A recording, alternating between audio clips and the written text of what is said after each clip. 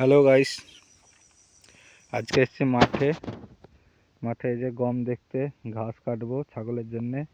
এবং গম দেখলাম, এরপরে পেঁয়াজ দেখবো। পেঁয়াজ লাগানো হয়েছে, সরিষাও পেকে গেছে, সরিষা কাটা হচ্ছে না এখন। দুদিন পরে সরিষা কাটবো, 2-3 দিন লাগবে কাটতে।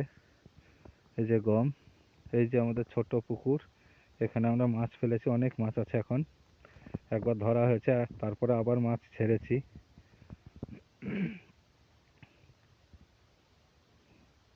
এখন ঘাস কাটবো দুটো ছাগলের জন্যে। কিছু ঘাস কেটেছি, এই দেখেন ঘাস কেটে জমা করে রেখেছি। এখানে জমা করেছি, ওখানে জমা করেছি।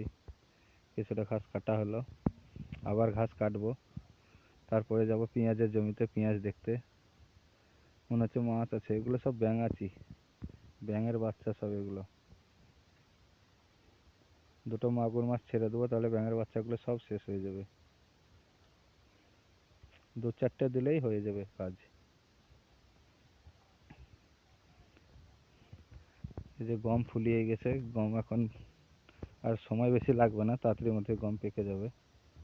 খুব তাড়াতাড়ির মধ্যে গম পেকে যেতে পারে, বেশিরভাগই গম ফুলিয়ে গেছে।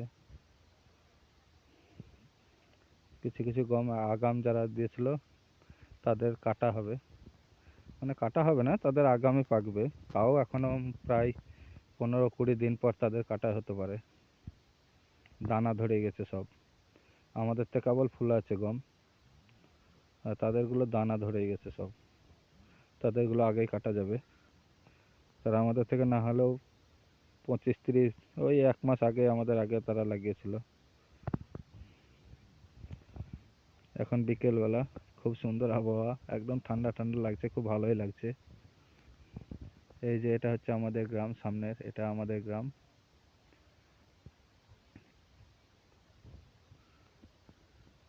ঠিক আছে গাইস, এরপরের ভিডিওতে পেঁয়াজের জমিতে গিয়ে পাঠাবো। আবার পেঁয়াজের জমি যাব, তখন আবার ভিডিও করে পাঠাবো।